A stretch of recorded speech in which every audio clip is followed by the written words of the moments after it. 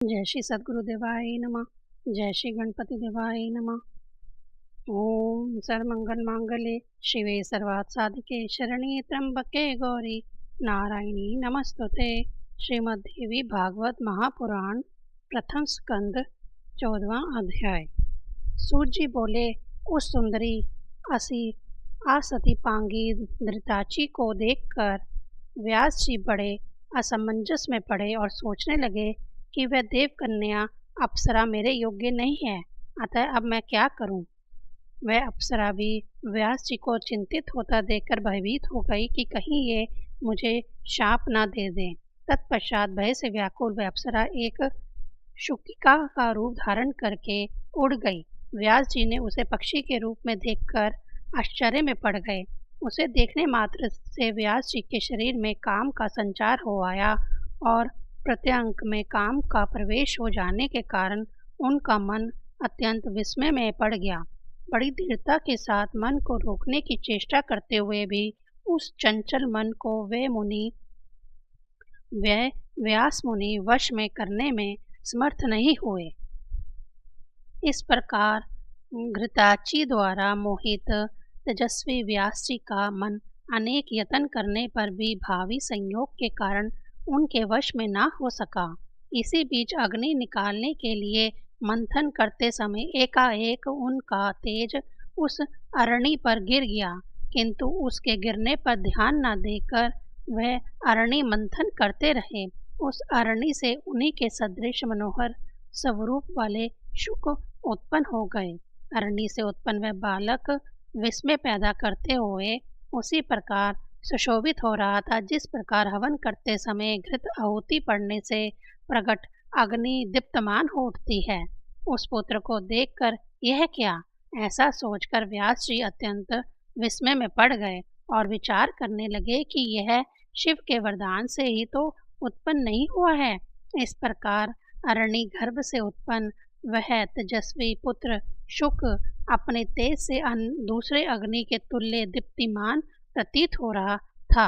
व्यास जी ने दिव्य देहधारी दित्य ग्रह पाते अग्नि के समान तेजस्वी पुत्र को बड़ी प्रसन्नता से देखा और पर्वत से नीचे उतरकर गंगा जल से उसको नहलाया। हे तपस्वियों, उस समय आकाश से उस शिशु के ऊपर पुष्पों की वर्षा होने लगी। व्यास जी ने उस महात्मा शिशु का जातक कर्म आदि संस्कार किया। उस समय देवताओं ने दुदुम्बियाँ बजाई तथा अप्सराओं ने नृत्य किया। उस बालक के दर्शन की लालसा वाले विश्वासु, नारद, तंबोरु आदि सभी गंधर्वराज प्रसन्न होकर शुक के जन्म पर गान करने लगे। सभी देवता तथा विद्याधर भी अरणी के गर्भ से उत्पन्न उस दिव्य व्यास पुत्र को देखकर प्रसन्नता पूर्वक स्तुति करने लगे। हे द्विजोत्तम, उसी समय शुकदेव जी के लिए आकाश से दिव्य दंड, कमंडल और शुभ कृष्ण मर्ग चरम पृथ्वी पर आ गिरे। उत्पन्न होते ही वह अति तेजस्वी शिशु शीघ्रता पूर्वक बड़ा हो गया। तब वैदिक विधान के मर्मज्ञ व्यास जी ने उसका उपनयन संस्कार भी कर दिया। उत्पन्न होते ही रहस्यों तथा संग्रहों सहित सभी वेद उन महात्माओं के समक्ष वैसे ही उपस्थित हो गए जैसे उसके पिता व्यास जी में वह विद्यमान थे। अरणी मंथन के समय मुनि श्रेष्ठ व्यास जी ने घृताची अप्सरा को शुकी के रूप में देखा था, इसीलिए उन्होंने इस बालक का नाम शुक रख दिया। व्याससुत शुकदेव ने बृहस्पति को अपना आचार्य मानकर विधिवत ब्रह्मचार्य व्रत धारण किया। गुरुकुल में निवास कर रहस्यों तथा संग्रहों सहित सभी वेदों तथा धर्मशास्त्रों का अध्ययन करके तदनंतर गुरु को दक्षिणा देकर वे शुकदेव मुनि अपने पिता व्यास जी के पास आ गए। शुकदेव जी को आया देखकर व्यास जी ने शीघ्रता के साथ प्रसन्नता पूर्वक उठकर बारंबार उसका आलिंगन किया और उसका सर छूंगा। परम पवित्र व्यास जी ने शुकदेव जी के कुशल क्षेम तथा अध्ययन के विषय में पूछा तथा उन्हें आश्वस्त करके अपने पावन आश्रम में रख लिया। तत्पश्चात व्यास जी शुकदेव जी के विवाह के विषय में सोचने लगे। एक दिन परम तेजस्वी व्यास जी ने शुकदेव जी को से किसी सुंदर मुनि कन्या की चर्चा की। उन्होंने अपने पुत्र शुकदेव से कहा, हे पवित्र आत्मन, तुमने वेद तथा सभी धर्मशास्त्रों का अध्ययन कर लिया है, अतः हे महामते, अब तुम विवाह कर लो और गृहस्थ आश्रम में रहकर देवताओं और पितरों का यजन करो। और हे पुत्र, तुम सुंदर स्त्री को स्वीकार कर मुझे भी ऋण से मुक्त कर दो। आप पुत्र की गति नहीं होती और उसे स्वर्ग कदापि नहीं मिलता, इसलिए हे महाभाग पुत्र, अब तुम गृहस्थ आश्रम में प्रवेश करो। और हे शुक, हे पुत्र, गृहस्थी बसाकर मुझे भी आनंदित करो। ऐसा कहकर हे महामते, हे पुत्र, तुम मेरी महान आशा परिपूर्ण करो। हे शोक, कठिन तपस्या करके मैंने तुम्हारे जैसा आयोनिज पुत्र पाया है। हे महाप्राज्ञ, तुम देवता रूप हो, अतः मुझ पिता की रक्षा करो। सूत जी बोले, हे ऋषियों, ऐसा कहने वाले व्यास जी के पास उपस्थित विरक्त शुकदेव जी ने गृहस्थ आश्रम में अनुरक्त अपने पिता से कहा। शुकदेव जी बोले, हे महामते, हे धर्मज्ञ, हे वेदव्यास, आप क्या कह रहे हैं? मुझ शिष्य को आप तत्व ज्ञान का उपदेश दें, मैं आपकी आज्ञा का पालन करूंगा।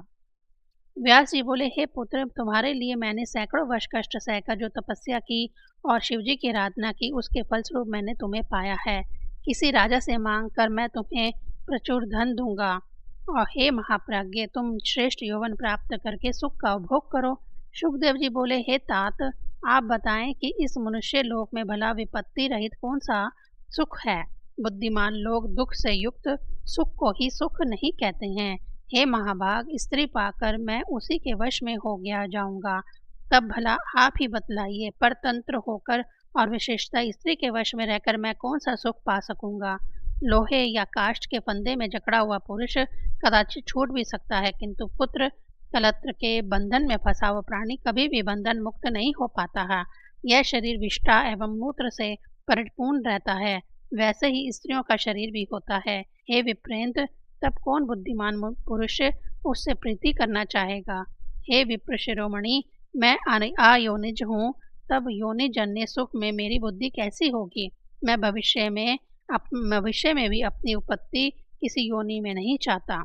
मैं अद्भुत अध्यात्म सुख को छोड़कर मैं विराट मूत्र जन्य सुख को क्यों चाहूँ? अपने आप में रमण करने वाला कभी विषय सुख का लोभी नहीं होता। मैंने सांगोपांग वेदों का अध्ययन किया और जाना कि वे हिंसामय हैं तथा कर्म मार्ग के प्रवर्तक हैं। मुझे गुरु रूप में बृहस्पति प्राप्त हुए, वे भी गृहस्थी के सागर में डूबे हुए हैं। अविद्याग्रस्त हृदय वाले वे मेरा उद्धार कैसे कर सकते हैं? जैसे कोई रोगग्रस्त वैद्य दूसरे के रोग की चिकित्सा करता हो, उसी प्रकार मुझ मोक्षार्थी के गुरु गृहस्थ हैं। यह विडंबना ही है, इसलिए ऐसे गुरु को नमस्कार करके मैं आपके पास आया हूँ। अब आप तत्व ज्ञान का उपदेश देकर मेरी रक्षा करें, क्योंकि मैं इस संसार रूपी सर्प से अत्यधिक भयभीत हूँ। इस महा भयंकर संसार चक्र में प्राणी मात्र को सर्वदा नक्षत्रों की भांति चक्कर काटना पड़ता है और सूर्य की भांति दिन रात उन्हें भी कभी विश्राम करने का अवसर नहीं मिलता है। तात, इस संसार में आत्मज्ञान को छोड़कर कौन सा सुख है? मूढ़ जनों का सुख की वैसी ही प्रीति होती है, वह जैसी विष्ठा के कीड़ों को विष्ठा में होती है। वेद शास्त्रों को पढ़कर भी जो संसारिक सुख में फंसे रहते हैं, भला उनसे बढ़कर मूर्ख और कौन होगा? उन्हें तो कुत्ते, घोड़े एवं सुअर आदि पशुओं के समान धर्म वाला समझना चाहिए। दुर्लभ मानव तन को पाकर तथा वेद शास्त्रों का अध्ययन करके भी यदि मनुष्य संसार में बंधता है, तो भला दूसरा कौन बंधन मुक्त हो सकता है? इससे बढ़कर संसार में कोई दूसरी अद्भुत बात नहीं है कि पुत्र कलत और घर के बंधन में पड़ा हुआ भी पंडित कहलाता है। जो मनुष्य संसार में माया के सत्व रज तम रूपी तीनों गुणों में बांधा नहीं जाता, वही विद्वान, बुद्धिमान एवं शास्त्र में पारंगत है। दृढ़ बंधन में डालने वाले व्यर्थ विद्या अध्ययन से क्या लाभ? उसी का अध्ययन करना चाहिए जो शीघ्र ही भव सागर से मुक्ति कर दे। पुरुष को बंधन में जकड़ लेने के कारण ही उसे गुरु ग्रह कहा गया है, अतः ऐसे बंधन रूप घर में सुख कहाँ? हे पिताजी, इसलिए मैं भयभीत हूँ। जो अज्ञानी, मंद बुद्धि तथा अभागे मनुष्य हैं, वे इस मानव जन्म को पाकर भी पुनः बंधन में पड़ जाते हैं। व्यास जी बोले, ग्रह बंधन आगार नहीं है और ना बंधन का कारण ही है।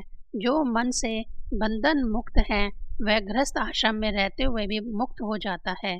जो न्याय मार्ग से धनोपार्जन करता है, शास्त्रोक्त कर्मों का विधिवत संपादन करता है, पितृ श्राद्ध आदि यज्ञ करता है, सर्वदा सत्य बोलता है तथा पवित्र रहता है, वह ग्रह में रहते हुए भी मुक्त हो जाता है। ब्रह्मचारी, सन्यासी, वानप्रस्थी तथा व्रत उपवास करने वाला ये सब मनुष्य मध्यांतर काल में गृहस्थ के पास ही जाते हैं।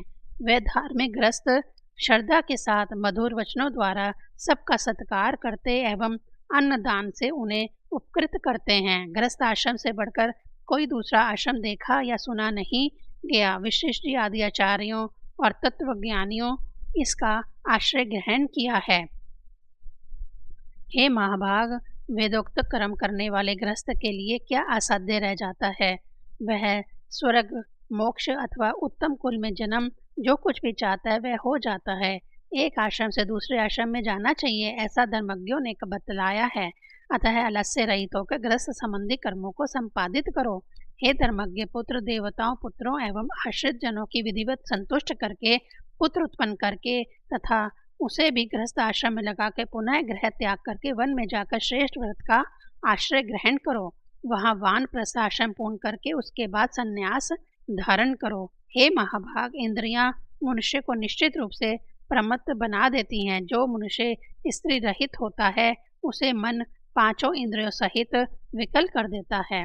हे महामते, इसलिए उन बलवान इंद्रियों पर विजय पाने के लिए स्त्री प्रयाण करके गृहस्थ बनाना चाहिए। तत्पश्चात वृद्धावस्था में तप करना चाहिए, यह शास्त्र वचन है।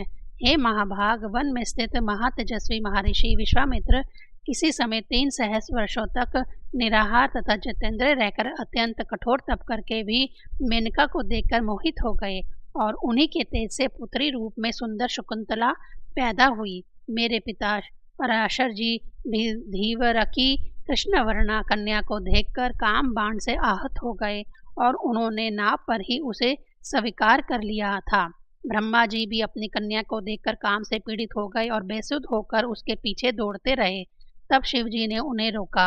अतः हे कल्याणकारी पुत्र, तुम मेरा हितकर वचन मान लो और किसी कुलीन कन्या से विवाह करके सनातन वेद मार्ग का पालन करो। 14वां अध्याय समाप्त। 15वां अध्याय शुकदेव जी का विवाह के लिए अस्वीकार करना तथा व्यास जी का उनसे श्रीमद् देवी भागवत पढ़ने के लिए कहना। श्री शुकदेव जी बोले, हे पिताजी, सर्वदा दुख देने वाले गृहस्थ आश्रम को मैं कभी स्वीकार नहीं करूंगा, क्योंकि पशु पक्षियों को फंसाने वाले जाल के समान ये आश्रम सभी मानवों के लिए सदा बंधन स्वरूप है। हे तात, धन धान्य की चिंता में व्याकुल लोगों के लिए सुख कहाँ दिखाई पड़ता है। निर्धन और लोभ के वशीभूत मनुष्य अपने ही परिवारजनों द्वारा सर्वदा कष्ट पाते रहते हैं। इंद्र भी वैसे सुखी नहीं रहते जैसा एक सुखी निष्प्रह भिक्षुक रहता है। तब भला इस संसार में तीनों लोगों का वैभव पाकर भी दूसरा कौन सुखी रह सकता है। किसी तपस्वी को तप करते हुए देखकर स्वर्ग लोक के स्वामी इंद्र भी चिंतित हो उठते हैं और उसके तप में अनेक प्रकार के विघ्न करने लगते हैं। ब्रह्मा भी सुखी नहीं है और मनोरम लक्ष्मी को पाकर विष्णु भी सुखी नहीं है। उन्हें भी दैत्यों के साथ युद्ध के द्वारा निरंतर कष्ट सहन करने पड़ते हैं। उन ऐश्वर्यशाली रमापति विष्णु को भी सुख प्राप्ति के लिए अनेक प्रयत्न करने पड़ते हैं और कठोर तपस्या करनी पड़ती है। इस संसार में किसको बहुत सुख है। भगवान शंकर भी सदैव दुखी रहते हैं, ऐसा मैं जानता हूँ, क्योंकि मैं सदैव तपस्या करते हुए भी दैत्यों से युद्ध करते रहते हैं क्योंकि वे सदैव तपस्या करते हुए भी दैत्यों से युद्ध करते रहते हैं। हे तात, जब धनवान होते हुए भी लोभी मनुष्य कभी भी सुखपूर्वक सो नहीं पाता, तब भला निर्धन मनुष्य कैसे सुख पा सकता है। इसीलिए हे महाभाग, यह जानते हुए भी आप अपने तेज से उत्पन्न पुत्र को दुखदायक तथा महाभयानक संसार में क्यों लगा रहे हैं। हे पिताजी, जहाँ जन्म में दुख, बुढ़ापे में दुख, मरण में दुख तथा पुनः विष्ठा और मूत्र से भरे हुए गर्भ में दुख सहन करना पड़ता है, उससे भी अधिक दुख तृष्णा और लोभ से उत्पन्न होता है। हे मानद, मरने से भी अधिक दुख मांगने में होता है। ब्राह्मण प्रतिग्रह द्वारा धन प्राप्त करते हैं और वे बल बुद्धि का उपयोग नहीं करते। दूसरे के भरोसे पर रहना परम दुखकर है तथा वह अहर्निशि मृत्यु के समान होता है। सभी वेद शास्त्रों का भली भांति अध्ययन करके भी विद्वानों को धनिकों के पास जाकर सब प्रकार से उनकी प्रशंसा करनी पड़ती है। केवल पेट भरने के लिए कोई चिंता की बात नहीं, उसे तो केवल पत्र फल एवं कंदमूल आदि से किसी भी प्रकार संतुष्टि पूर्वक भरा जा सकता है। हे पिताजी, भार्या पुत्र पौत्र आदि बड़े कुटुंब के पालन में तो अनेक कष्ट सहने पड़ते हैं। ऐसी दशा में गृहस्थ को सुख कहाँ है। इसलिए हे तात, मुझे सुखदायी ज्ञान शास्त्र और योग शास्त्र का उपदेश कीजिए। संपूर्ण कर्म कांड में मेरा मन कभी नहीं लगता, अतः कर्म क्षय का कोई उपाय बतलाइए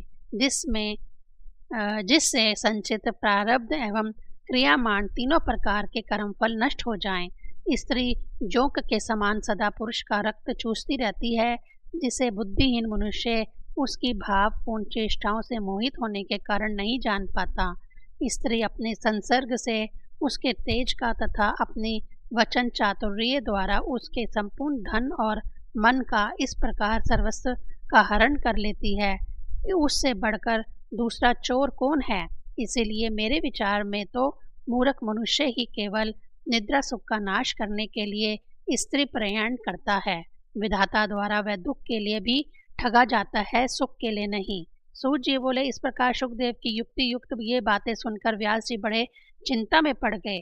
वह मन ही मन सोचने लगे, अब मैं क्या करूं। तत्पश्चात उनकी आंखों से दुख के आंसू बहने लगे, शरीर कांपने लगा और मन में ग्लानि होने लगी।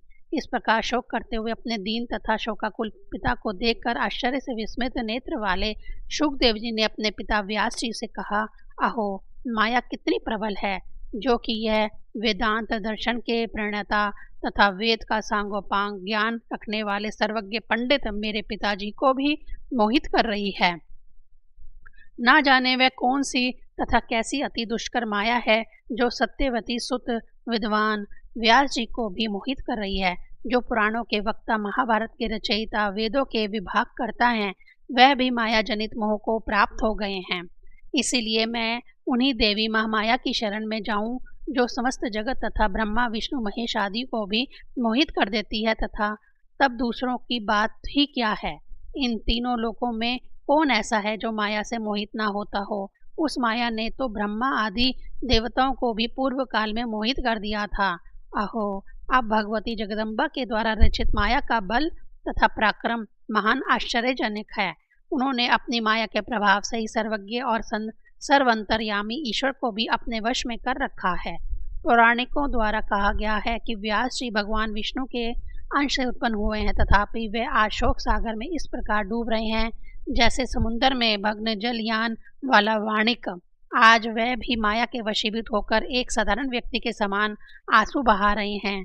आहो, माया बड़ी प्रबल है, जिसे बड़े बड़े विद्वान भी नहीं त्याग पाते। व्यास कौन है, मैं कौन हूँ, यह संसार क्या वस्तु है और यह कैसा भ्रम है। इस 5 भौतिक शरीर में पिता पुत्र की भावना कहाँ से आई। यह माया अतीव प्रबल है, जो कि मायावियों को भी मोहित कर देती है, जिसके वशीभूत होकर यहाँ द्विज कृष्ण द्वापायन भी रुदन कर रहे हैं। सूत जी बोले, सब कारणों की एकमात्र कारण, सब देवताओं की जननी तथा ब्रह्मा आदि देवताओं की स्वामिनी आदि शक्ति भगवती को मन से सिमरन करके शोक सागर में डूबे हुए अपने दुखी पिता श्री व्यास जी से अरणिपुत्र सुखदेव जी ने इस प्रकार नीति युक्त वचन कहा। हे पराशर नंदन, हे महाभाग, आप तो स्वयं सब लोगों को ज्ञान देने वाले हैं, तब हे स्वामिन, आप ऐसा शोक क्यों करते हैं जैसे कोई अज्ञान साधारण व्यक्ति करता है। हे महाभाग, इस समय मैं आपका पुत्र हूँ, परंतु यह जानता हूँ कि पूर्व जन्म में मैं कौन था और आप कौन थे। यह संसार तो महात्माओं के लिए एक भ्रम मात्र है। अतएव आप धैर्य रखें, विवेक धारण करें तथा मन में खेद ना करें। हे महामते, इसे मोहजाल समझकर आप शोक का परित्याग करें। भूख भोजन से मिटती है, पुत्र के देखने से नहीं। प्यास भी जल पीने से मिटती है, केवल पुत्र दर्शन से नहीं। इसी प्रकार सुगंधित पदार्थ से नाक को तथा अच्छी बातों से कानों को तथा स्त्री के विषय सुख का आनंद मिलता है। मैं आपका पुत्र हूँ, बतलाइए मैं आपके लिए क्या करूँ। किसी समय आजीगर्त नामक ब्राह्मण ने धन लेकर अपने पुत्र शुनोशेप को यज्ञ पशु के रूप में राजा हरिश्चंद्र के हाथों बेच दिया था। सुख का साधन केवल धन ही है, धन ही सुख की राशि है। अतः यदि आपको लोभ हो तो धन का संचय कीजिए। मैं आपका पुत्र हूँ, अतः आपके सुख के लिए मैं क्या करूँ। हे महामते, आप दिव्यज्ञ हैं, अतः हे मुने, आप मुझे अपनी बुद्धि से ऐसा ज्ञान दीजिए जिससे मैं गर्भवास जनित महान भय से मुक्त हो जाऊं। हे पवित्र आत्मन, इस कर्म भूमि में मनुष्य जन्म अति दुर्लभ है, उसमें भी उत्तम कुल में ब्राह्मण का जन्म भी और भी दुर्लभ है। मैं आवृद्ध हूँ, यह बुद्धि मेरे चित्त से नहीं हटती। संसार के वासना जाल में यह उत्तरोत्तर बढ़ती ही हुई फंसती ही जाती है। सूत जी बोले, असीम बुद्धि वाले अपने पुत्र सुखदेव जी के ऐसा कहने पर व्यास जी ने शांत एवं संन्यास आश्रम के लिए उत्सुक मन वाले सुखदेव जी से कहा। व्यास जी बोले, हे महाभाग पुत्र, मेरे द्वारा रचित श्रीमद् देवी भागवत पुराण को तुम पढ़ो। वेद तुल्य यह पवित्र पुराण अधिक विस्तृत भी नहीं है। इसमें 12 स्कंद हैं। यह पुराणों के 5 लक्षणों से युक्त है। मेरे विचार में यह पुराण सभी पुराणों का आभूषण है। हे महामते, जिस भागवत के सुनने मात्र से सत्य और असत वस्तुओं का यथार्थ ज्ञान हो जाता है, उसे तुम पढ़ो।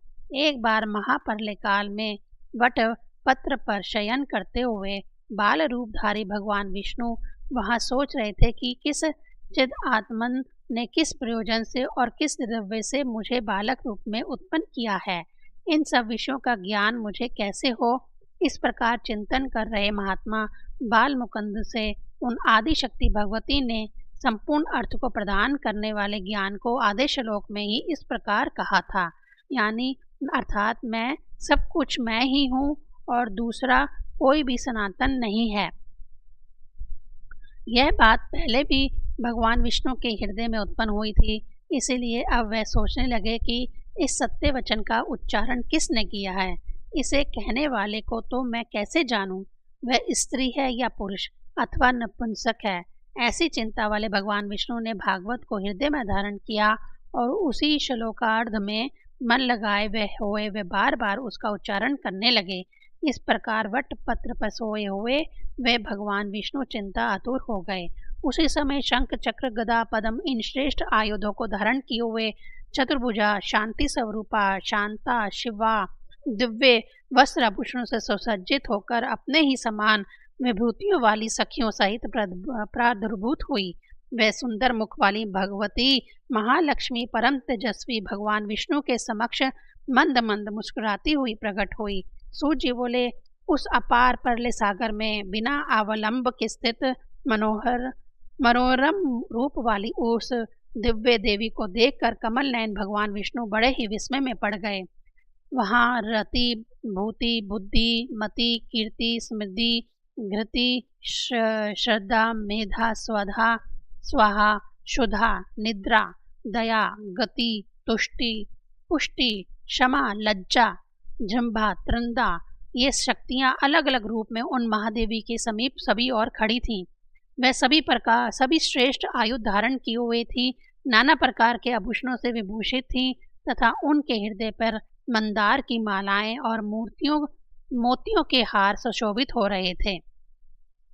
उन भगवती महालक्ष्मी तथा उनकी सभी अन्य सखियों को उस परले सागर के जल में उपस्थित देखकर भगवान विष्णु के मन में बड़ा विस्मय हुआ। इस प्रकार भगवती की माया देखकर अति चकित सर्वात्मा भगवान विष्णु सोचने लगे, ये देवियां कहाँ से आ गईं? मैं वट वृक्ष के पत्ते पर कैसे आ गया? इस एक आरण्यवन महासागर में वट वृक्ष कहाँ से उत्पन्न हो गया और किसके द्वारा मैं सुंदर स्वरूप वाला बालक बनकर उस पर स्थापित किया गया हूँ? यह मेरी माता तो नहीं है अथवा यह कोई दुर्घट माया है। किसने और किस कारण से मुझे इस समय दर्शन दिए हैं? अब मैं इस विषय में क्या कहूँ? मैं यहाँ से कहीं चला जाऊँ अथवा मौन धारण करके बाल भाव से सावधान होकर यहीं स्थित रहूँ? 15वां अध्याय समाप्त। ओम ऐं ह्रीं क्लीं चामुंडाय विच्चे।